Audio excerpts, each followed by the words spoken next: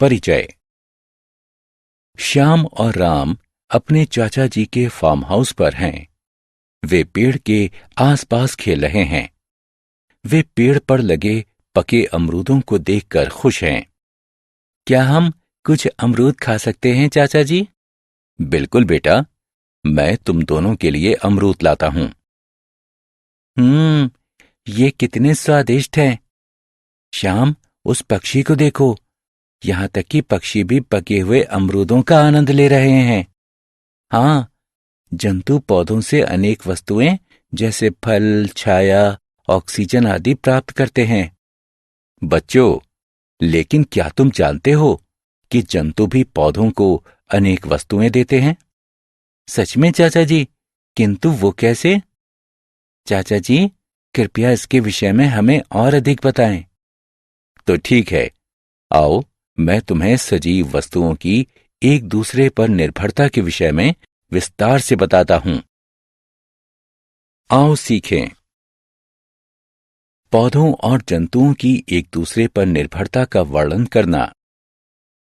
पौधों और जंतुओं की निर्भरता वाले कारकों की सूची बनाना। वनों की विशेषता का वर्णन करना। वनों के कटाव से होने वाले दुष्परिणामों की चर्चा करना। वन और वन्य जीवन सुरक्षा की चर्चा करना। क्या पौधे जंतुओं पर निर्भर होते हैं?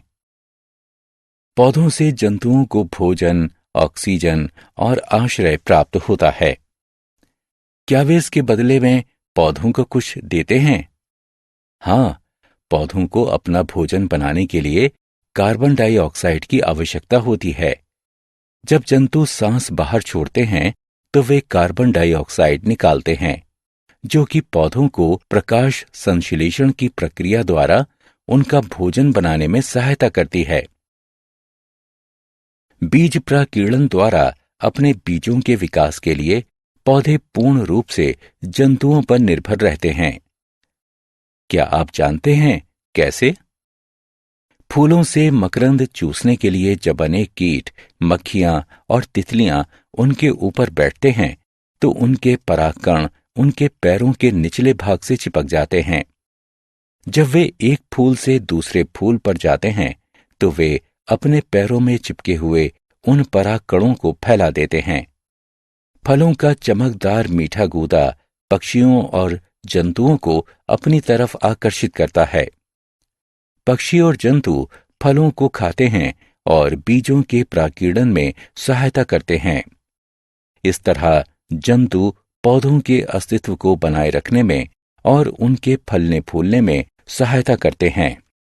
वन तथा वन समष्टियां। क्या आपने इन लोगों को देखा है? जी हां, ये आदिवासी हैं। आदिवासी लोग पेड़ों की पत्तियों और फलों को एकत्रित करते हैं। आदिवासी वन्य पदार्थों जैसे गोंद, कायिक पौधे, औषधि वाले पौधे और शहद आदि द्वारा अपनी जीविका कमाते हैं। वे वनों में पाए जाने वाले विभिन्न प्रकारों के पौधों से अपना भोजन और औषधियां प्राप्त करते हैं।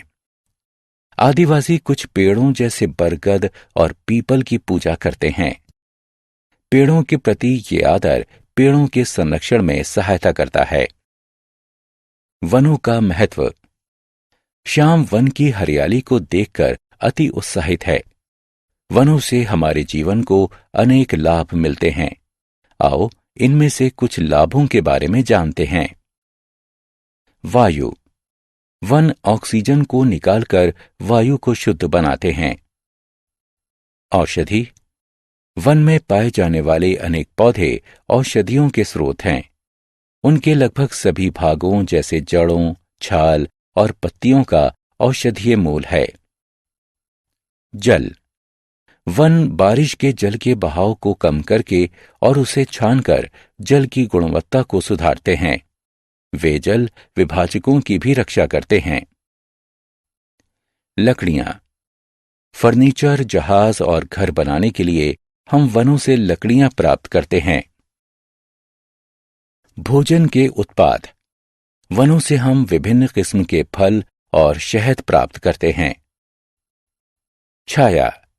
चारों तरफ की वायु और भूमि को ठंडा करके वनों के पेड़ों की छाया पृथ्वी के ताप को कम करके इसे ठंडा रखने में सहायता करती है।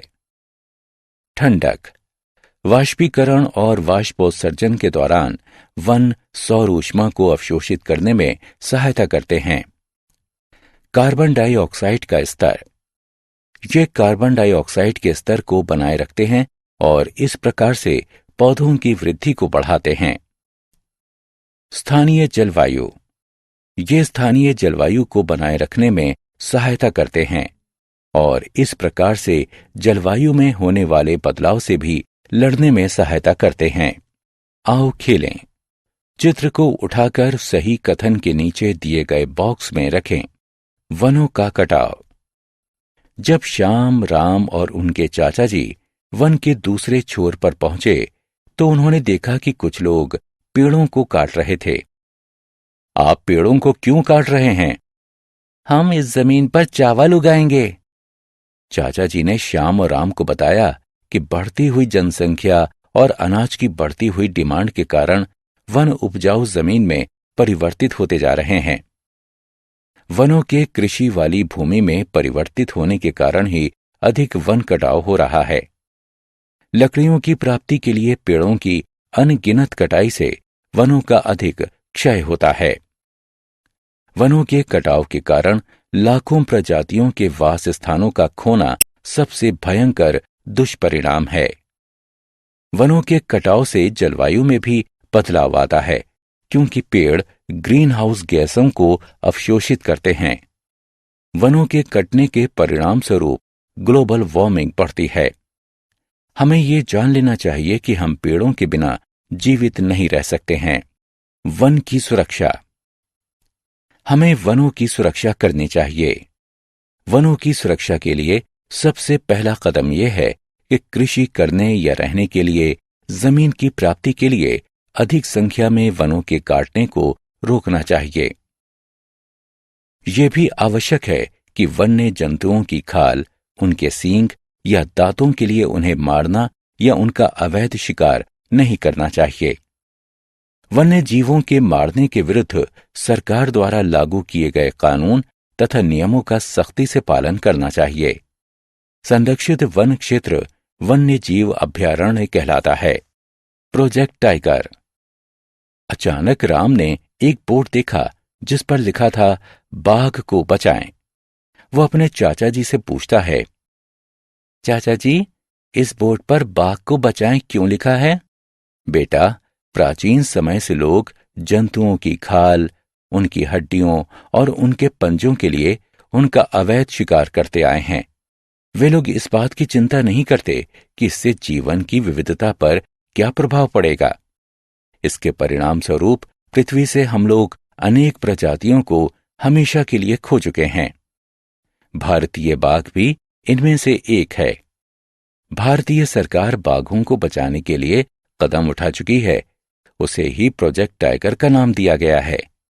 इस प्रोजेक्ट में सरकार उन वनों की देखभाल करती है जिन वनों में बाघ रहते हैं।